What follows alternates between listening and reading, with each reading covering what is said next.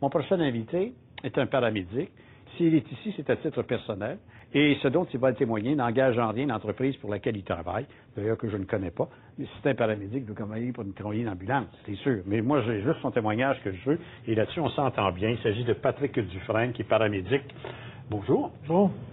Vous avez été témoin d'accidents, d'une intervention. Là, les photos que j'ai vues tantôt, c'est des photos du cas dont vous allez me parler. Là. Oui, effectivement. Ce camion qui emboutit une voiture de la Sûreté du Québec. C'est à quel endroit? Ça, c'était sur l'autoroute 30 à Saint-Hubert. OK, la 30 à Saint-Hubert, donc en direction, mettons, de Châteauguay. Non, ça, c'est en direction de Sorel. Sorel, c'était environ sous le viaduc de la 116, là, où oui, Chambly, là, si on prend ça, on s'en va par là, pour voir etc. Quand vous êtes passé, c'est pas parce que vous étiez appelé pour intervenir sur ce lieu de collision, là. Non, parce que c'était même pas sur mon territoire, premièrement. Moi, je passais par hasard par là. Je faisais un retour d'un patient dans un autre centre hospitalier avec infirmière à bord. Okay. Donc, pratiquement quelques secondes avant que je passe, c'est à ce moment-là qu'il y a eu l'impact de l'autre côté. Parce que moi, j'étais dans l'autre direction. Donc, vous avez presque vu arriver la chose. Pratiquement. C'est arrivé quelques secondes avant. Et au moment où vous allez donc d'aller faire, vous, votre virage en U, je présume, pour être capable de revenir. Bien, on a arrêté sur l'accotement dans l'autre direction. OK, dans l'autre direction. Vous avez mis les clignotants, vous êtes traversé. De quoi vous vous êtes aperçu? Le policier était toujours sur place? Le policier était toujours à bord de son véhicule. Il était inconscient. D'après ce que j'ai pu voir, c'est qu'il avait fait une interception.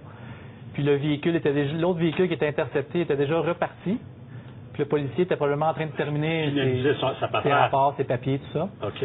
Donc, il ne portait pas sa ceinture de sécurité non plus à ce moment-là. Il est assis dans son véhicule, il est en train de finir de remplir la contravention et ou le constat de ce qui vient de se produire. Et ce camion l'emboutit derrière. Est-ce que vous avez été en mesure de savoir comment il se fait que le camion se ramassé derrière la voiture patrouille? Bien, c'est ce que j'ai entendu des témoignages du camionneur, parce que lui aussi a été traité pour choc nerveux. J'en doute pas. C'est que lui, ça s'est mis à freiner devant lui. Puis il a voulu éviter les voitures qui étaient là. Il a donc bifurqué sur l'accotement. Pensant que ce serait libre, ne sachant pas pourquoi il y a eu un arrêt précipité des voitures qui le précédaient. Bien, une voiture de policier était justement là. Cette réalité-là, ça arrive souvent, parce que moi, j'en vois beaucoup de gens arrêtés sur le bord des routes pour quelque raison que ce soit pour ce que je comprends pas, là, mais un besoin naturel qu'on peut pas retenir, ou encore changer de conducteur parce qu'on est fatigué et on veut changer de conducteur. Regardez ici, là, le gars qui passe, c'est à proximité, c'est incroyable. Ben, moi-même, je vis souvent des... Bon, quand vous êtes sur les lieux... Non, c'est ça. Si vous arrivez sur les lieux d'un accident, puis tout ça, il faut protéger les lieux avec des cônes, je présume. On a des fusées... C'est proche, ça, là, le remorquage. Ce gars-là, il n'est pas sorti d'auberge, c'est dangereux, c'est à risque. Ce que vous voyez, les dossards jaunes, là, c'est ce qui a été implanté suite à 2 morts qu'il y a eu dans le coin de Laval. Le port de dossard est maintenant obligatoire lorsqu'on intervient sur les routes, ce qui devrait nous rendre beaucoup plus visibles, mais malheureusement, il y a encore des gens qui veulent voir trop ce qui se passe, et on dirait qu'ils perdent l'attention. Ce sont des images dramatiques, justement, de la perte de vie de ce policier dont on a parlé à l'épouse, à la veuve, à Vincent Roy, donc, qui a eu cet accident-là du côté de Bromont. Quand on parle de la possibilité de mettre en place le move-over, c'est, à mon point de vue, quelque chose qui coule de source. Ça va de soi. Je me demande comment ça se fait qu'on hésite et qu'on ne l'a pas encore. Quand vous arrivez sur des lieux comme ça, regardez, un impact qui vient de se produire, ça c'est aux États-Unis, il n'y a pas eu de move-over et lui, il a été frappé par le miroir. Il faut le faire. Est-ce que le policier, selon ce que vous en savez, ce que vous connaissez, le whiplash que ça donne, le coup de fouet que ça donne, est-ce qu'il était blessé à ce niveau-là? Vous ne savez pas la teneur de ces blessures? Moi, j'ai pas eu de nouvelles par la suite. On m'a dit que le policier s'en était sorti. J'ai pas su c'était quoi la gravité des blessures, mais il s'en est sorti. Mais juste pour vous donner l'ampleur du coup que ça donnait, la valise de la voiture de police était rendue à côté dans le dossier du conducteur. Oui, c'est ça. On le voit quand les photos qui ont été prises et que vous nous avez ramenées. Écoute, cette voiture-là est carrément coupée jusqu'au dossier du conducteur. Là. On voit, c'est ramassé. Là. Ça a dû donner tout un coup et un méchant coup. Vous êtes sur la route, vous êtes appelé. Quand vous arrivez, souvent, pas trop tard pour des vies, mais trop tard pour éviter l'accident. Vous êtes sur l'île d'accident. Je pense qu'on conduit vite. Hein.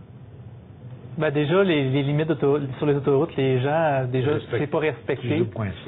Ce qu'on se rend compte aussi souvent, c'est quand il y a des accidents ou des voitures en panne, les gens sont tellement curieux souvent qu'ils regardent.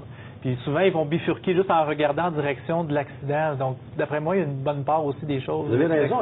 On a tendance à suivre, l'auto a tendance à suivre le regard. Ouais. On amène la voiture où on regarde. C'est assez risqué et dangereux. Une intervention comme celle-là que vous avez faite, qui n'est pas sur votre territoire, bien sûr, mais c'est presque...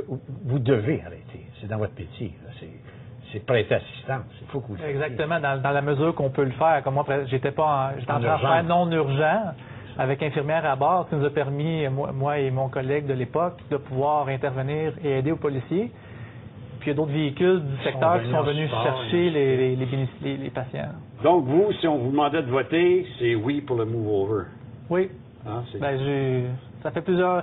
Parce que la loi est passée en Ontario, ça fait quand même un bon petit bout de temps, j'ai suivi ça, puis c'est logique. On est distinct. Le Québec est distinct. Patrick Dufresne, vous devriez savoir ça. Le Québec est distinct. Regardez-moi ça. C'est pas des farces. L'autre jour, il faut que je le raconte encore. L'autre jour, je fais une crevaison sur l'autoroute, j'appelle le CAA. J'ai été surpris, je pensais que le gars changerait mon pneu sur le bord de l'autoroute. Il dit non, embarquez. Je dis, on s'en va. Alors, il a mis mon camion sur la plateforme et il m'a sorti de l'autoroute et c'est là qu'il a fait la réparation. J'ai trouvé ça spécial, mais je trouvais ça très prudent et très correct.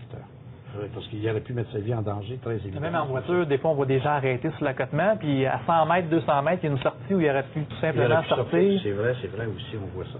Merci beaucoup, Patrick Dufresne, de votre témoignage et de votre travail et de votre engagement dans votre travail. Vous n'étiez pas obligé de venir nous raconter ça et vous l'avez fait. Merci bien. Un sens professionnel important. Patrick Dufresne, qui est paramédic. On s'arrête pour une pause.